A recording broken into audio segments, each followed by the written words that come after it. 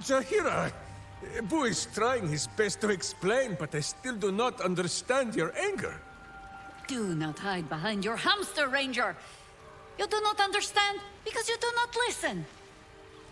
We were the first to discover the cult. And if you had only waited, we might have marshaled our numbers and... Good does not wait for evil to button up its breeches. When it offers buttocks for the smacking, Minsk and Boo greet cheek with hand. That sounds like a fun evening. It is well that Boo's innocent ears still ring from all this shouting. This mess falls on our heads, Minsk. The city under siege, its people poisoned by the cult. It all might have been avoided if you had just put your feelings aside and listened. You are the only one Minsk listens to, remember?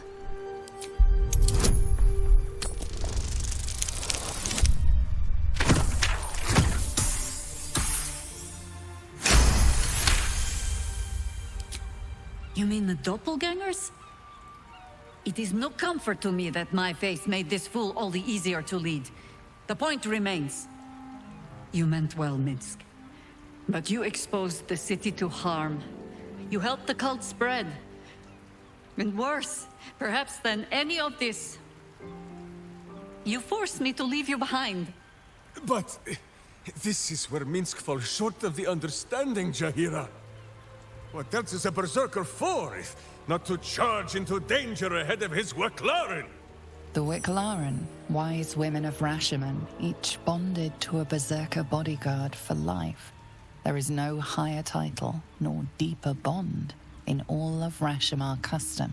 Wiclaren? Minsk, I am not your witch.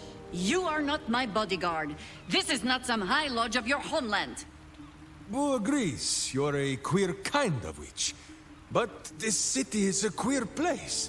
And Minsk, you may have noticed, is sometimes strange himself. The titles matter not. Only this. When Minsk does as Minsk does, and charges in to make a mess, Jahira does as Jahira does, and finds a way to save us all anyway. Oh, that's actually kind of sweet. Oh, I fight alongside fools. You hear that, Boo?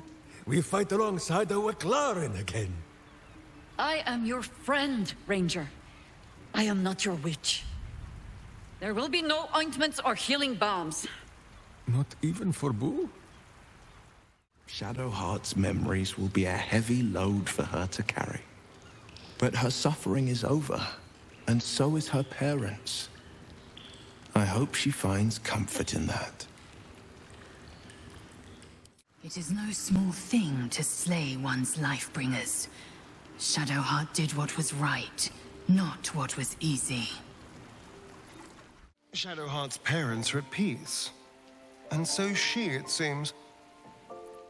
What Shadowheart did for her parents was a profound act of love. Her courage is...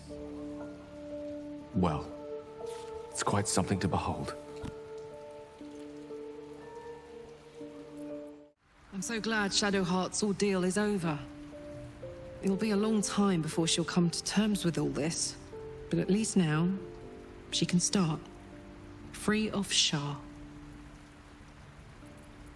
I think you might have made a terrible, terrible mistake. Huh? Chasing rumor halfway around the city and back. Crossing the guild. Wading through filth. Defying the one creature upon whom your very life depends. All for a madman and his rodent. The Absolute threatens thousands, the entire coast. And still you risked much to help one man. I should berate you. But I can only say thank you. Your reasons were your own. But whether you meant for it or not, your fight is our fight, huh? Both of us. To the very end. Don't go getting sentimental on me now, Harper. Ah, those misty eyes are just age. Yes, I feel myself growing older as we stand here. So, lead the way. We're yours to command.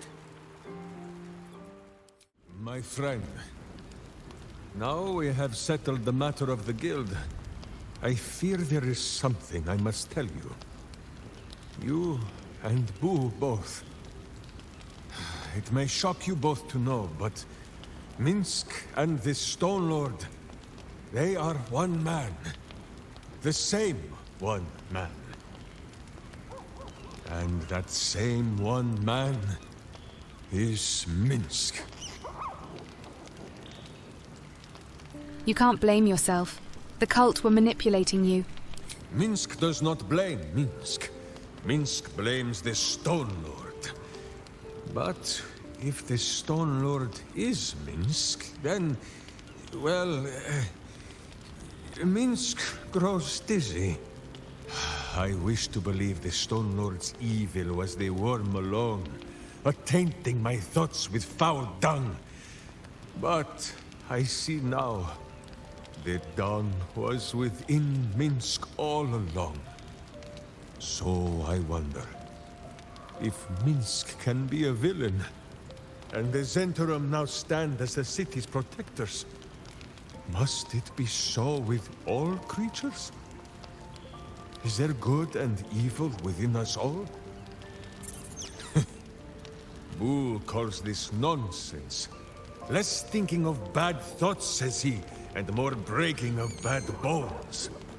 But still, I would hear what you have to say on the matter, my friend. Everyone has the potential for good. It's just buried deeper in some, or lost along the way. I see.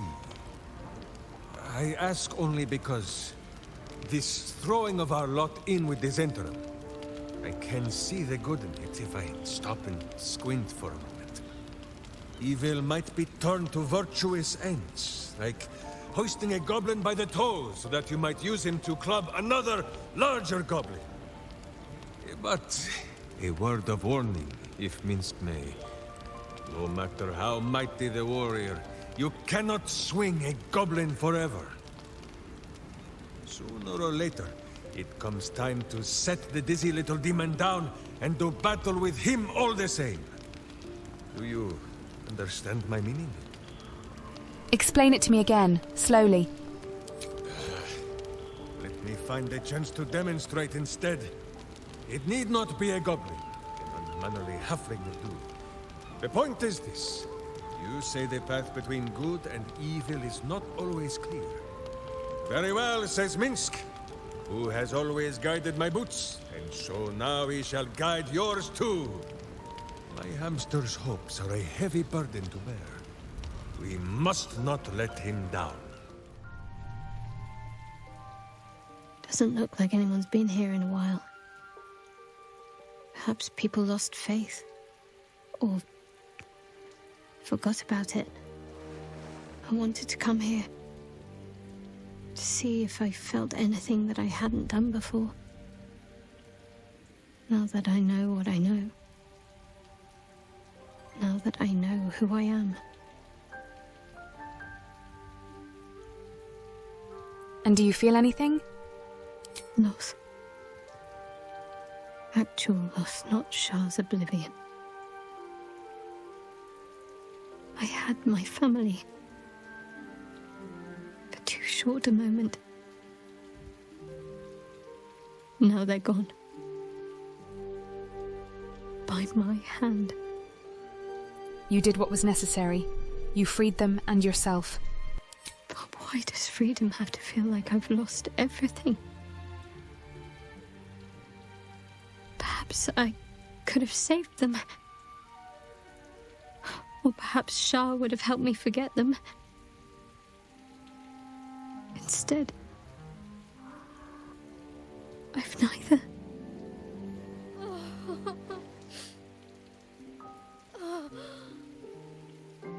That's it. Let it all out. This has been a long time coming. It's been a long time since I've shed a tear. I don't even know how long. So what is it now? Shadowheart or Genevieve? Shadowheart. She's as much a part of who I am as Genevieve. Can't just forget her. It's not what I do anymore. Besides, Shadowheart still suits me. Even better than before, perhaps. You can't cast a shadow without some light.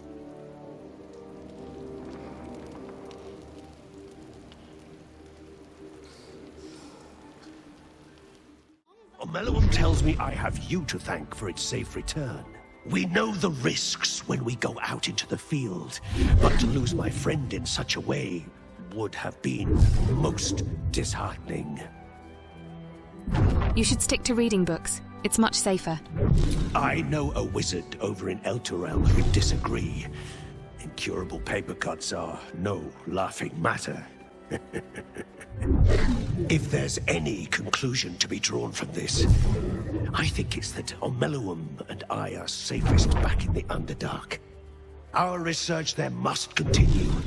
We may not be able to fight on the front lines as you do, but we may yet do some good for those who call it home. We'll depart when this absolute army is defeated. I understand you are involved in the matter. We will not let you leave empty-handed, though. Make sure you speak to Omeluum before you leave. It is pleasurable to see you. Your intervention within the cult's underwater complex was a timely one. I am glad my carelessness did not cost the life of Duke Ravengard. That you also saved me was unexpected. Why were you down there in the first place? My meeting with you led me to a most unsettling conclusion. That my kind had begun to exert influence through this cult of the Absolute. I felt illicit interference would not be conducive to this plane's survival. I sought out other infected individuals to ascertain the truth of my hypothesis. Unfortunately, I strayed too close. I was captured and transported to the prison in which you found me. There, I saw Gortash and his followers inflict cruelties far beyond any I witnessed in the Underdark. I am grateful that you were spared such a merciless fate. I would never have left you behind. I rather like you. I too feel some warmth at your presence. Your inclination to generosity is an admirable quality, one I wish to reciprocate. Blurg and I have consulted on the matter of your reward. We first thought to ask the denizens of the Underdark for their aid in fighting the cult. Alas, our influence there remains negligible. Instead, we have selected a series of items from the Society's vaults. Curious, I appear to have left them elsewhere in the lodge. You found me at the bottom of the harbor. No doubt you'll track them down with ease. A good day to you, madam. I apologize, but Lady Janeth is not currently welcoming visitors. If you are here with regards to her recent marriage, you may leave any gifts or warm wishes with me, and I will ensure she receives them.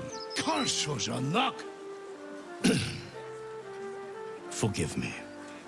As you can hear, Lady Janeth is indisposed at present. Please come back another time. And you are? Tarhun Nemonis, butler to Lady Janeth, esteemed patron of the arts. At least I am most of the time. Lady Janeth wishes for some time alone with her new spouse, and has sent her staff on holiday accordingly. Does she often send her entire staff away at such short notice? Ordinarily, no. Though such generosity would not be out of character. But in this instance, I fear she has other motivations. Motivations I will not talk about. Funny way to spend your holiday. Stood right outside your workplace. In ordinary circumstances, I'd appreciate her generosity more fully. But, well, I prefer to be here for when she changes her mind. Can I come in? Were you to try and enter, there'd be nothing I could do to stop you. After all, I am on holiday. Do as you wish. Oscar, if you're still in there, listen to my voice. This is not you. Please let me help you. All I hear is the grunting of a swine. Come closer so I can rip out your filthy tongue. Stop this. I love you, Oscar. And I know you love me. It's your gold I love, hogwife. But all the riches in Faerun would not be enough to make a life with you worth living. Oh, gods aid me. He does not mean the things he says. You! Help subdue him, but be gentle. He's not to blame.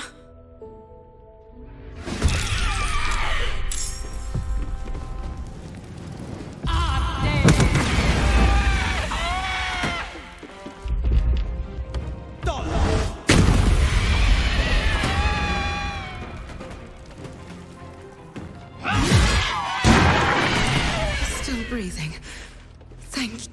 Now, not that I'm ungrateful for your help, but... Wait. Your face is familiar to me. Yes, I've seen it before in Oscar's sketches. You're the one who saved him from the Zentarim. What in the hells is going on here? I imagine this must be quite a shock. Hardly the Oscar you remember. Not long after the wedding, he lost his appetite, fell into dark moods. He started to avoid my company entirely. Artistic temperament, I thought, but it worsened. He became violent. Called me some rather imaginative names.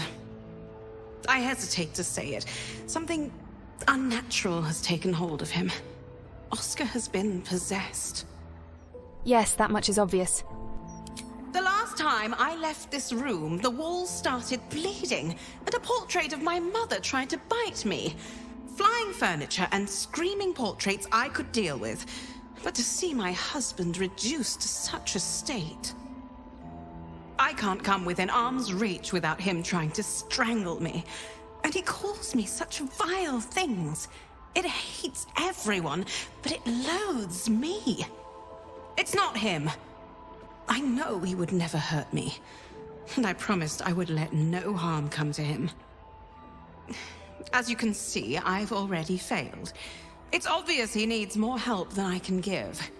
Please, you saved him once. You must find a way to cure him. Where should I start? Oscar's behavior began to change shortly after the wedding. He became withdrawn, working obsessively up in his atelier. I tried to take him some food, but I couldn't cross the threshold. It was as though the house itself didn't want me up there. Whatever this thing is, it doesn't want anyone going up there. I swear it's in the walls, watching. Take the piggy bank, bitch! Burn her! Roast her! Leave him!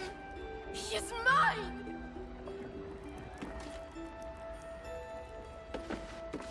Look at me. Aren't I beautiful?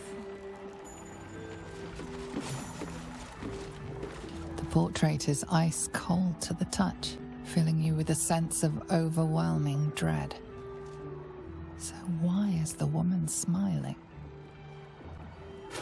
This parchment is old, flaky, and smells faintly of tomb musk.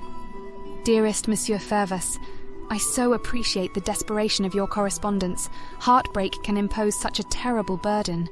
In my humble role as an interlocutor with the spirit realm, I believe I might be able to offer you some reprieve. Bring this letter to my mansion near the seafront, and together we will see if the dead have peace to offer you. Yours in spirit, Mystic Carrion.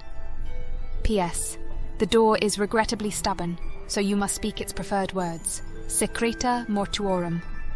PPS. I may even consider a discounted rate if you're willing to recommend my services to Lady Janeth's well-coined kinfolk. Did you find anything in Oscar's atelier? There's a painting of his former lover hidden in a side chamber. Is that so? Perhaps I asked too much, making him let her go so quickly. His love sickness will pass with time. Did you find anything else? A letter from someone named Mystic Carrion. Oh, not him. Carrion calls himself a spirit medium. His morbid services are something of a fad among the nobility. From what I've heard, it's invitation only. He has a mansion down near the water, a forsaken place, dank and decayed as he is. You must find Mystic Carrion. If he's responsible for this mess, he can bloody well clean it up. Set into the mansion's faded exterior, you see the faintest outline of a door. An entrance designed to provide the utmost discretion. The door pulses with a heavy, melancholic magic. Whatever lies behind it concerns the living and the dead. You sense it waits for the right words. It requires permission to open. Secreta Mortuorum. The door shudders. It has no choice but to let you inside.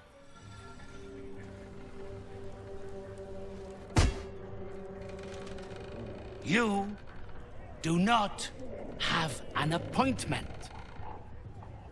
What possible reason could you have to enter the presence of Mystic Carrion? Mystic Carrion? Are you some kind of fortune teller? I am not. I am a spirit medium. One capable of bridging the void between the living and the unliving. This plane and the next. You do not possess the aptitude to attempt such a journey. Nor are you the caliber of client I would usually offer to escort. What kinds of clients do you accept? Only a very select few, taken from the highest reaches of society. I find them to be far more appreciative of my services than the average mourner, and far more generous in paying for them. And what do these services involve? Whatever the customer desires. Or at least, whatever they can afford. Each brings their own desperation. Some crave a word of solace. Some wish to see, to summon, to torment. I provide for them all, according to their merit. You are not deserving of such a gift. Unless you've some other purpose here, our consultation is at an end. I came to discuss your client, Oscar. He's been possessed. The painter. Yes, I remember. He wanted to contact a tormented spirit. I gave him exactly what he desired, and for a pittance, given the complexity of his request. His inability to follow simple instructions is hardly my fault. If he wanted his safety guaranteed, that would have cost him extra. Who was he trying to contact? My clients are guaranteed absolute privacy in their consultations with myself and my spirits. I assume you came to me seeking an exorcism? I can provide you with the means to perform such a ceremony, but you understand, this is my livelihood. First, you must do something for me. What kind of service? Do not worry. It is of an earthly nature. It regards a conduit of mine, Thrombo, who has recently deserted his duties. He has not gone far, But given the sensitivity of his nature, I would prefer that he is not free to roam the city. Return Thrumbo's body to me, then I will give you what you need to cleanse Oscar of his spectral interloper. His body? It sounds like you want him killed. My child, that would be asking the impossible. He is already dead. He is... what do they call them here? A zombie. A waif I rescued from the jaws of death and gave a second chance at earthly purpose. If he does not value the gift I gave in reanimating that wretched flesh of his, then I will take it back. It is my property, not his. Baldur's Gate is a big city. A name's not much to go on. Had I thought you were the type to shout his name from the rooftops, I would never have offered you the job. Thrumbo is not alone in his ingratitude. He has led others in my service astray. 3 of them, beggars and zombies alike. The others lack even Thrumbo's modicum of intelligence.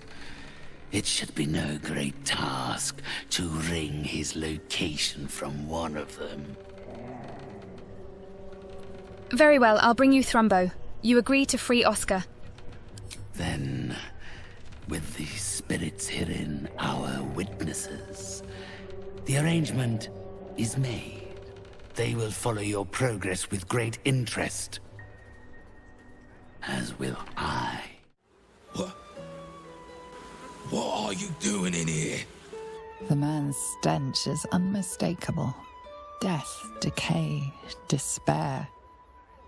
This must be Thrumbo, the runaway mystic carrion was so eager for you to retrieve. This is my spot. Go on, find your own. I came to find you. Mystic Carrion was very keen that I bring you home. Mystic Carrion? You're working for him? Oh no. No. I knew he wouldn't let us leave in peace. You don't have to help him. He's the one you should be after, not me. Why? You've met him. How can you need more justification than that? He murdered me. Murdered my friends. Snatched us right up from the dockside and made us these things. Monsters. Fit for gutting and grinding and desecrating the dead. He constantly abuses us. Makes us do the worst things you can imagine. There used to be 5 of us. My friend Talus, he couldn't take it anymore. One day, I saw him drive a coffin nail right through Carrion's skull. Then another, and another. We thought he had done it. Freed us all. Then when dawn came, Talus seized up suddenly like something had got a grip of him. We ran to help, but he just exploded. I got so much blood and pulp in my eyes. When I look back, Carrion was just stood there, completely unharmed. That's horrible. All right, I'll help you. What can I do? We'd have to stop him resurrecting somehow. But I don't know how. Since Talus died, I've been watching Carrion, trying to figure out his secret, and I think he's a mummy lord. And a mummy lord is? It's an ancient, evil being who refused to die, who cannot die. I used to hear about them in stories, and I can't think of another explanation. After Talus died, Carrion blindfolded me and took me into a strange place.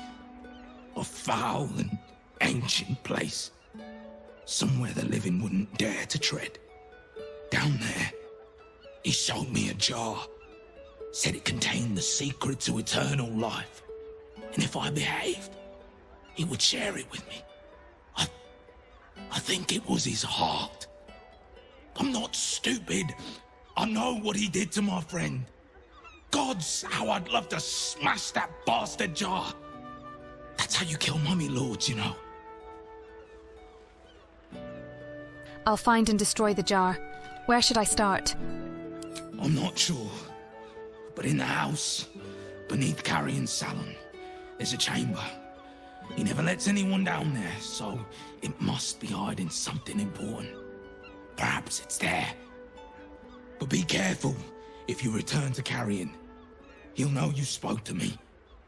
Make sure he doesn't see or smell you. He'll turn you into one of us, and he'll know I sent you.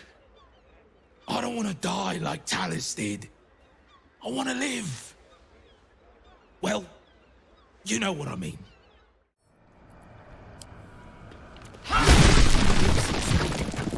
A necromantic ritual, perhaps?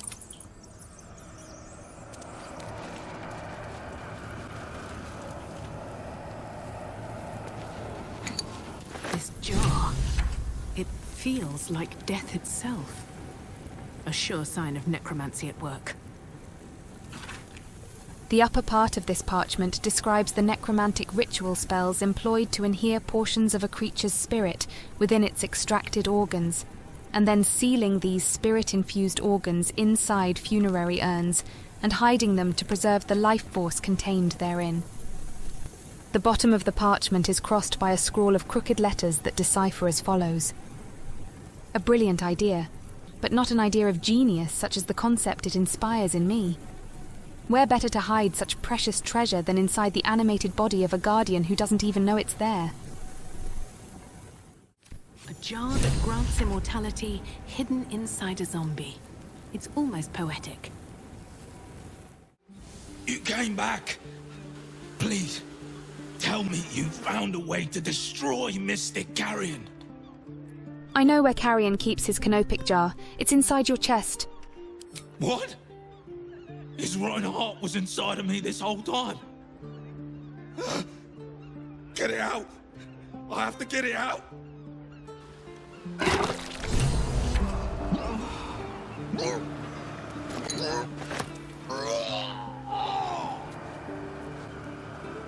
Wasn't expecting that.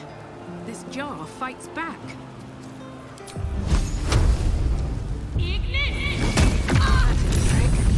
Nothing but ashes left of that jar now. That slimy bastard. He hid it in me the whole time. Please, take that foul thing and grind it to dust. I destroyed Mystic Carrion's jar. You did? Then what are you waiting for? You must destroy the rest of him. Put that monster in the grave where he belongs. With haste.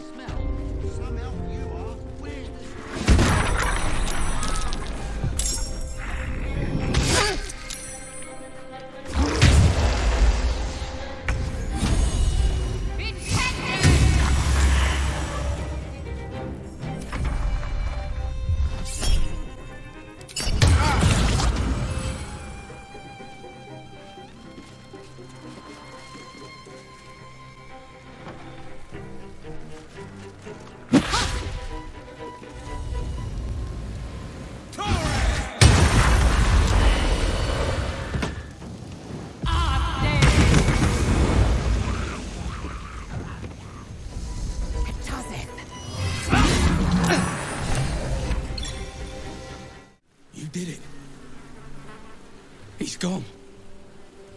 He's really gone. I don't know how to thank you. We can finally be free. Here, please take this. I think it's valuable. And I will need it. Not now Carrion's gone. I'm trying to help one of Carrion's customers, Oscar. He's been possessed. I don't know how to do exorcisms yet. but feel free to look through Carrion's records. Perhaps you'll find something of use there. Did you speak with Carrion? Has he provided a cure? Oh, I killed him. He won't be inflicting any more possessions on unwitting patrons. Did you find anything that might help Oscar? I have a torch of revocation. It should be enough to dispel the spirit. Then what are you waiting for? Do it!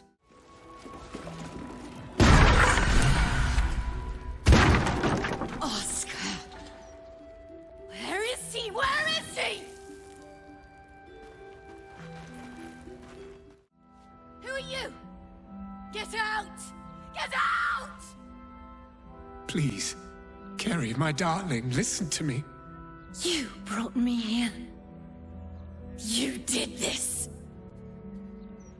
Do not interfere. He's coming home with me. Calm yourself, Shade. We can resolve this peacefully. Another one who wants to control me.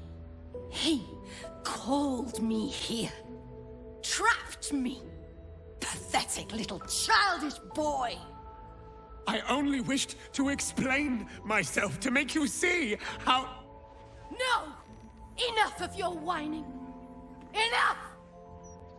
Selfish, arrogant bastard of an artist.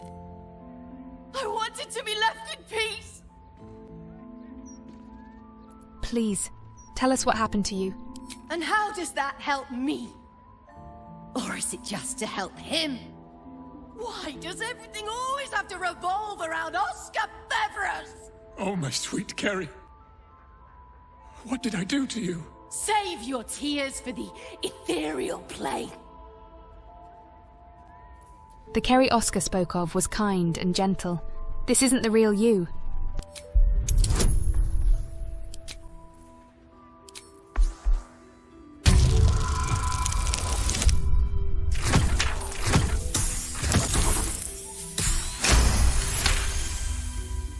What are you saying? You're trying to confuse me. It's so hard to think. I don't remember. Carrie, my sweet meat. I just need to know that what you did, that it wasn't my fault. Why am I here? I shouldn't be here. I shouldn't be! The spirit's aura flickers, changes. She is confused, lost, dragged here unwillingly by a man who refused to let her leave. No more harm will come to you by sharing your story, but it could help Oscar.